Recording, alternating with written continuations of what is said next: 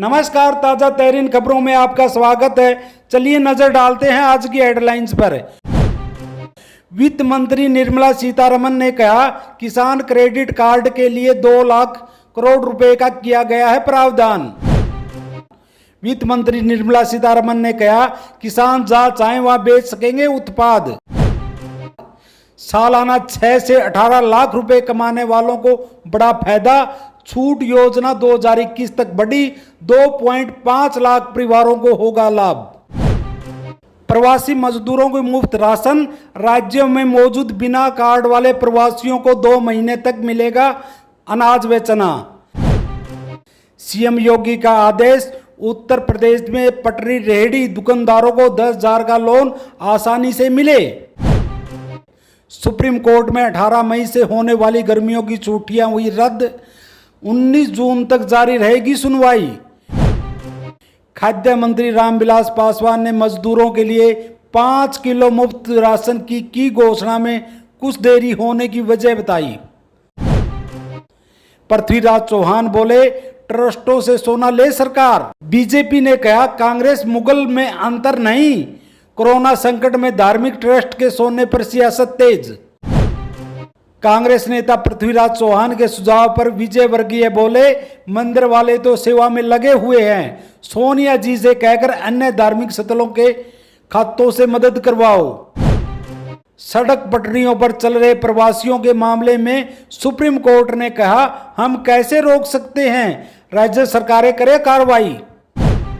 पहली बड़ी खबर, वित्त मंत्री निर्मला सीतारमण ने कहा, किसान क्रेडिट कार्ड के लिए 2 लाख करोड़ रुपए का प्रावधान किया गया है। कोरोना वायरस की महामारी के चलते प्रधानमंत्री नरेंद्र मोदी द्वारा घोषित 20 लाख करोड़ रुपए के आर्थिक पैकेज को लेकर वित्त मंत्री निर्मला सीतारमण शुक्रवार को लगातार तीसरे दिन मीडिया के सामने रूबरू हुई। वे आज आर्थिक पैकेज में किसानों और ग्रामीण भारत के लिए दी गई राहतों के बारे में विस्तार से बता रही थी। उन्होंने कहा कि 74,300 करोड़ रुपए की एमएसपी का भुगतान किया गया है। लॉकडाउन के दौरान भारत की मांग 20 से 25% घटी है। कोऑपरेटिव से रोजाना 560 लाख लीटर दूध खरीदा जा रहा है, जबकि रोजाना बिक्री के लिए 360 लाख लीटर दूध हो रहा है। दूसरी बड़ी खबर, वित्त मंत्री निर्मला सीतारमण ने कहा, किसान जहां चाहे वहां बेच सकेंगे उत्पाद। वित्त मंत्री निर्मला सीतारमण ने कहा, आत्मनिर्भर भारत और कोरोना वायरस लॉकडाउन से प्रभावित अर्थव्यवस्था का ऐलान कर रही है। वित्त मंत्री निर्मला सीतारमण ने कहा कि पीएम प्रधानमंत्री नरेंद्र मोदी ने 12 मार्च को आत्मनिर्भर भारत के लिए सप्लाई चेन और डेमोग्राफी की बात की थी। आज कृषि और इससे जुड़ी गतिविधियों पर फोकस रहेगा। तीसरी बड़ी खबर, सालाना 6 से 18 लाख रुपए कमाने वालों को बड़ा फायदा। छूट योजना मार्च 2021 तक बढ़ी, 2.5 लाख परिवारों को होगा लाभ। वित्त मंत्री निर्मला सीतारमण ने आर्थिक पैकेज की घोषणा करते हुए आवास क्षेत्र को बढ़ावा देने के लिए कदम उठाए हैं। इस कदम के माध्यम से वर्गीय परिवारों को 6 से 18 लाख रुपए कमाने वालों को लाभ मिलेगा। सरकार ने ऋण से जुड़ी छूट की योजना को 31 मार्च 2021 तक के लिए बढ़ा दिया है। चौथी बड़ी खबर, प्रवासी मजदूरों को मुफ्त राशन। राज्यों में मौजूद बिना कार्ड वाले प्रवासियों को 2 महीने तक मिलेगा अनाज चना। वित्त मंत्री निर्मला सीतारमण ने दूसरे राज्यों से लौट रहे अपने घर आ रहे प्रवासी मजदूरों के लिए बड़ी राहत की घोषणा की है। उन्होंने कहा कि प्रवासी मजदूरों को दी गई 2 महीने तक मुफ्त राशन मिलेगा। विभिन्न राज्यों से मौजूद प्रवासियों को जो एनएफएसए या राज्य कार्ड धारक नहीं है, उनको 2 माह तक 5 किलोग्राम अनाज प्रति व्यक्ति तथा 1 किलो चना प्रति परिवार उपलब्ध कराया जाएगा। उन्होंने कहा कि प्रवासी मजदूरों के पहचान और इस योजना को अमल में लाने की जिम्मेवारी राज्य सरकारों की होगी। उन्होंने कहा कि देश के 83% राशन कार्ड अगस्त तक one nation one ration card के तहत आ जाएंगे। उन्होंने कहा कि प्रवासी मजदूरों को मनरेगा के जरिए काम दिया जा रहा है। श्रम कानून के सुधार पर काम चल रहा है। देश में न्यूनतम वेतन का लाभ सिर्फ 30% लेबर ही उठा पाते हैं। न्यूनतम मजदूरी का भेदभाव खत्म किया जाएगा। छठी बड़ी खबर, सुप्रीम कोर्ट में 18 मई से होने वाली है गर्मियों की छुट्टियां रद्द, 19 जून तक जारी रहेगी सुनवाई। सुप्रीम कोर्ट में इस बार गर्मियों की छुट्टी नहीं होगी। शुक्रवार को फुल कोर्ट मीटिंग में तय हुआ कि कम से कम सुप्रीम कोर्ट में सुनवाई जारी रहेगी। बता दें कि 18 मई से 6 जुलाई तक गर्मियों की छुट्टी होनी थी, लेकिन आज की मीटिंग के बाद साफ हो गया कि यह छुट्टियां नहीं होगी। सातवीं बड़ी खबर, खाद्य मंत्री रामविलास पासवान ने मजदूरों के लिए 5 किलो मुफ्त राशन की घोषणा में कुछ देरी होने की वजह बताई।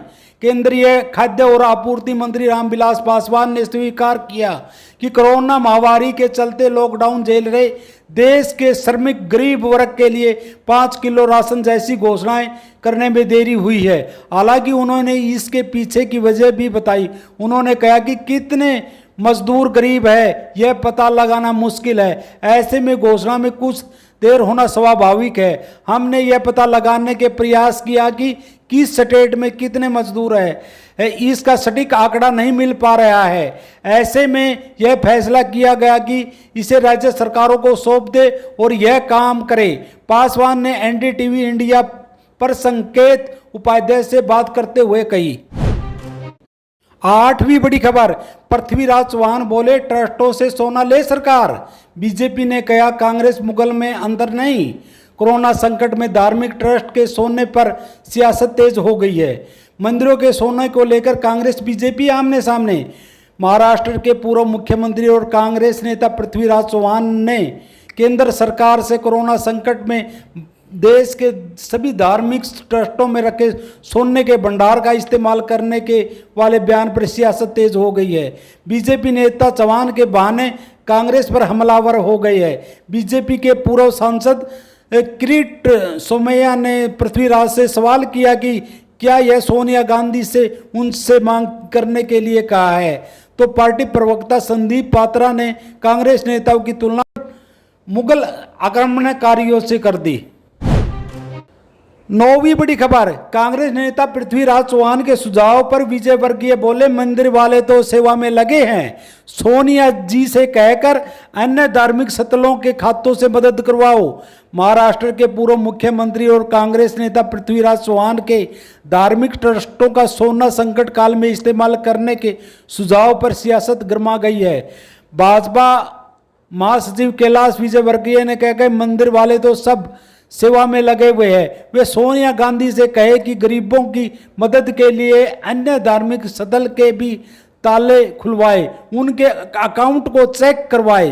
विजयवर्गीय ने कहा कि अन्य धर्म के भी धार्मिक स्थल है, उनके भी अकाउंट है, उनके बारे में कभी कुछ क्यों नहीं बोलते, हमेशा मंदिर के बारे में बोलते रहते हो। 10वीं बड़ी खबर, सड़क पटरियों पर चल रहे प्रवासियों के मामले पर सुप्रीम कोर्ट ने कहा हम कैसे रोक सकते हैं, राज्य सरकारें करें कार्रवाई।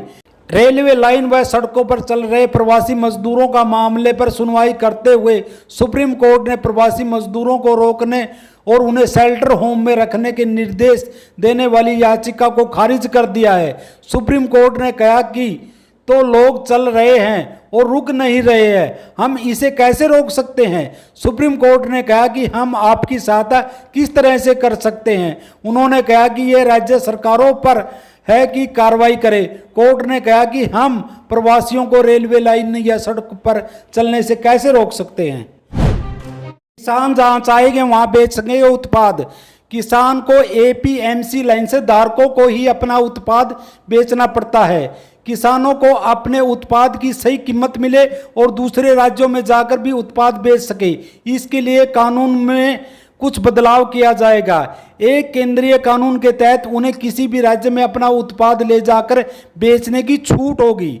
आवश्यक वस्तु अधिनियम में संशोधन, कृषि क्षेत्र में प्रतिस्पर्धा और निवेश बढ़ाने के लिए 1955 के आवश्यक वस्तु अधिनियम में बदलाव किया जाएगा।